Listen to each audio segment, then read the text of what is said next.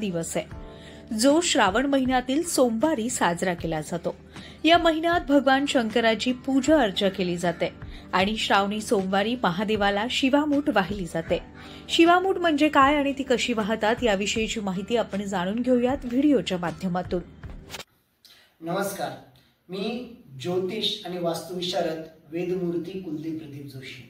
आजच्या दिवशी आपण जाणून घेऊया श्रावण महिन्यामध्ये शिव उपासना ही का महत्त्वाची असते।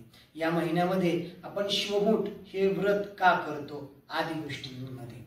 उत्तर भारतामध्ये अशी मान्यता आहे की देवशयनी एकादशीच्या दिवशी भगवान विष्णू शेषशय्येवर झोपल्याच्या नंतर संपूर्ण सृष्टीचं पालकत्व घेण्यासाठी वेगवेगळ्या देवता पृथ्वीवर येत असतात।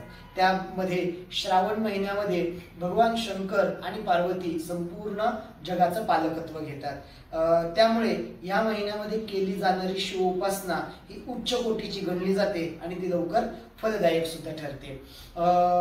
श्रावण महिन्यामध्ये भगवान शंकरांच्या पूजेचे अनेक असे पैलू आपल्याला शिवपुराण आणि वेगवेगळ्या पुराणांमध्ये दिसतात। यामध्ये उपवास करण्यासाठी आपल्याला नक्त आणि एकभुक्त हे दोन पद्धती आहेत। याच्यामध्ये नक्त म्हणजे संपूर्ण महिना उपवास केला जातो, तर एकभुक्त म्हणजे दिवसभर उपवास करून संध्याकाळी प्रदोषकाळी भगवान शंकरांना नैवेद्य दाखवून जेवण केलं जातं। मात्र सध्याच्या या धकाधकीच्या जीवनामध्ये या दोन गोष्टी सगळ्यांना काही करणं शक्य नाही, म्हणून अशा लोकांनी श्रावण सोमवारच्या दिवशी एकभुक्त राहून हे व्रत करण्याचा प्रयत्न करावा।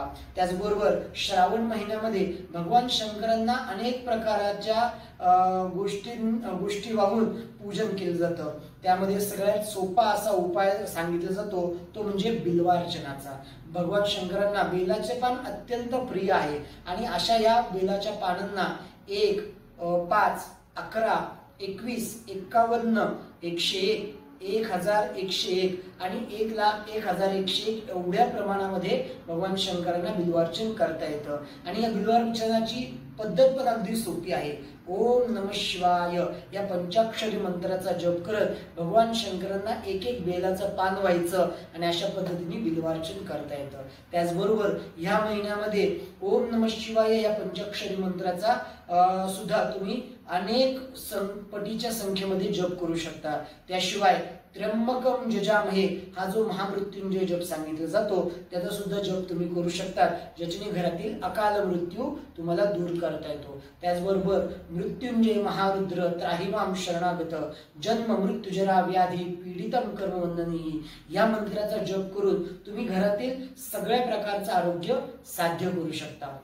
श्रावण महिन्यामध्ये तुम्हाला शिवमूठ वाहण्याचं जे सांगितलं जातं ते धार्मिक आणि पौराणिक महत्त्वाचं आहे की प्रत्यक्ष माता पार्वतीने कुमारी असताना भगवान शंकरांना प्राप्त करून घेण्यासाठी हे व्रत केलं होतं। त्यामुळे आज सुद्धा आपल्याकडे नवविवाहित मुलींना भगवान शंकरांचं हे शिवमुठीचं व्रत सांगितलं जातं। या व्रतानुसार श्रावण महिन्याच्या 4 सोमवारी भगवान शंकरांना वेगवेगळे धान्य वाहिले जातात। पहिल्या सोमवारी तांदूळ, दुसऱ्या सोमवारी तीळ, तिसऱ्या सोमवारी मूग आणि चौथ्या सोमवारी जवस भगवान शंकरांना वाहिलं जातं। त्याचबरोबर जर कधी 5वा सोमवार श्रावण महिन्यामध्ये आला तर त्या दिवशी भगवान शंकरांना सातू वाहिले जातात। भगवान शंकरांना शिवमूठ वाहण्याची सुद्धा संख्या ठरलेली आहे। यामध्ये 1 मूठ, 3 मुठी, 5 मुठी, 11 मुठी असे वाहतात। मात्र 3 देवांचा किंवा त्रयशक्तींचा साठी 3 शिवमूठ वाहणे हे सर्वात उत्तम मानलं जातं। अशा रीतीने आपण श्रावणामध्ये भगवान शिवाची उपासना करू शकतो। प्रतिनिधी शिवानी धुमाळ, न्यूज 18 लोकल, ठाणे।